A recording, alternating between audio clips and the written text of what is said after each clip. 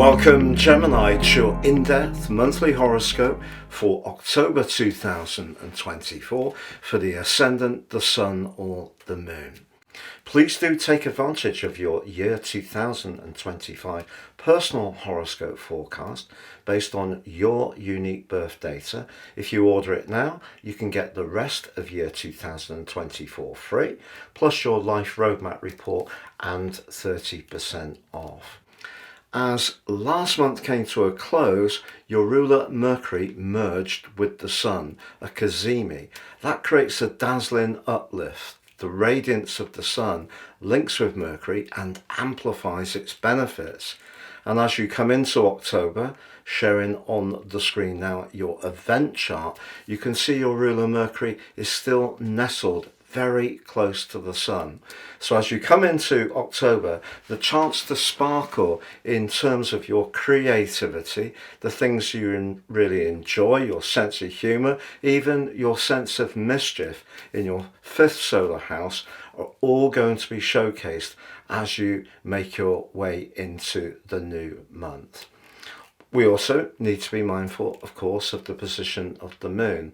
And ironically, that is in the fourth house, very much more to do with your home environment, and it is being checked by Saturn. So if there is something around the family situation, perhaps some demands and responsibilities, which could potentially cramp your style when it comes to your social interactions, that could feel a little bit challenging. However, as you make your way into the month, Venus, the planet of values, but also of money and relating, is for you in the part of your situation to do with practicalities.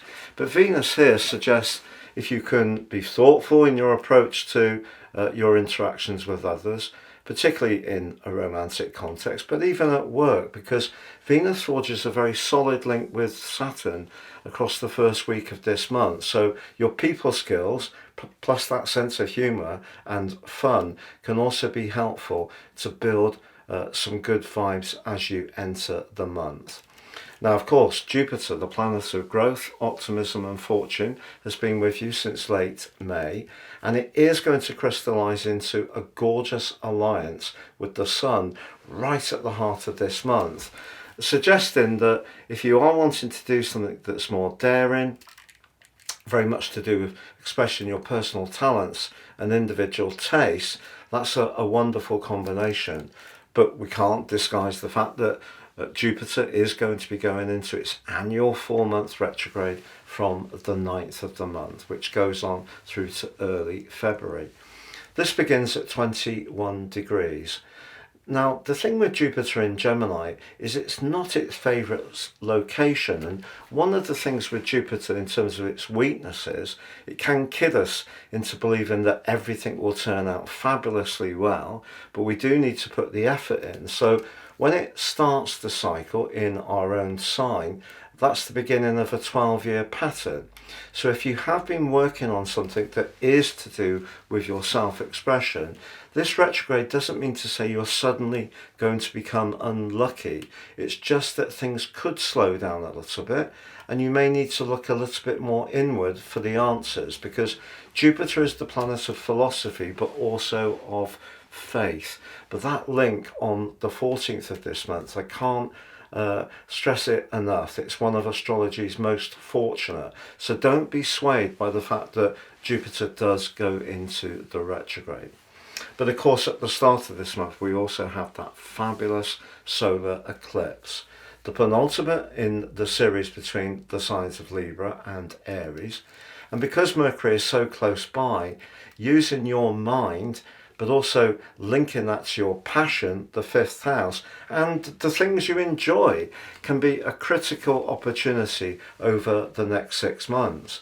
But the lunar eclipse, which occurred in the middle of September, is still active too, and that could have created some confusion or uncertainty about your direction of travel in terms of your professional hopes, goals and ambitions. But I feel that what the solar eclipse is saying to you is it's vital that you maintain your sense of self-confidence. And even if there is some uncertainty around some of your interactions in terms of your worldly connections, keep going with what you believe is right for you. It's just be aware that with the energy, including Saturn in your 10th house, whatever you want to do as an individual needs to in some ways meld into other people's expectations, because that's what the 10th house is about. It's very much about organisations, can be the way things have been done more traditionally. So you may just need to be conscious of that, but it doesn't mean to say you shouldn't still put lots of thrust in to what's important to you. Now, from the 11th through to the 14th, your ruler does go into a square with Pluto. This is one of those aspects where if we get caught up in being rather invested in our ideas to the degree that we're very attached to them, it can create some problems. In fact, Mercury is going to be moving at the heart of this month into a very precise area, and the clash therefore with the position of Pluto could be about shared resources, could be about what you're most invested in, and it's going to be important therefore to try to keep a sense of separation in some ways, because what can happen with Pluto and Mercury aspects is people can become quite belligerent. Ironically, on the 12th, Pluto ends its retrograde. I do feel that once it returns to Aquarius on the 19th of November, I feel that you will get some uplift from that. In fact, at the heart of this month, there could be some uncertainty about a relationship as Uranus goes opposite Venus. Something that hasn't been spoken about, that perhaps needed to be ventilated and aired, could come into the open. And all of that really can reach a peak when we have the full moon on the 17th. It's a very powerful full moon. For you, it's in the part of your situation to do with your future, but also your friendships and your connections. And that obviously is opposed by the Sun in the very warm and affectionate and self-expressive 5th house. That old saying, if we can't please all of the people all of the time, comes to mind. But this particular lunation squares up with Mars in your 2nd house of home and values. Your future direction could see you asking some questions about where you live, but also if there are some friendships or associations showing up in your world at that part of the month where you feel that people don't really recognise what you stand for, haven't got the respect that you really want them to have for you, could even be in a romantic context, that is something you're going to have to consider. Ironically, on the same day, Venus moves into a very harmonizing part of your chart, but in the last week of this month, despite your best efforts to reach out and connect and mediate with someone in the professional sphere, as Venus squares up with Saturn, your goodwill and your pleasantries could seem to not really receive much response, so that can be frustrating. But on the 22nd, the Sun follows Mercury, your ruler, which moved on the 13th into Scorpio, and the Sun follows suit. And again, that's very much about those practicalities. But again, there's a square with Pluto. Because Pluto's so late in the sky, in the sign of Capricorn, this essentially is a 6-9 square. One of the things about 6-9 is we can promise more than is realistically deliverable, or we could feel that responsibilities and obligations, the 6th house, are closing in on our need for independence and freedom. Now, as this month comes to a close, Mars and Pluto are going to go into a very strident opposition.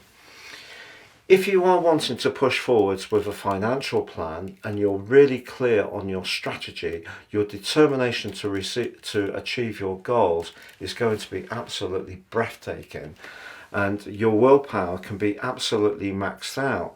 There could also be someone romantically that you find to be totally irresistible, and if it is someone that you find yourself being more and more smitten with, it could almost become something that dominates your thinking. So, you know, sometimes if we really like someone, of course, we do get very connected to their persona, and that may be something that keeps spinning around in our minds. But what can be a little bit more challenging is that there could be a hint of obsession at the end of this month, but that obsession could come from someone else, and you could be the person that they're drawn to.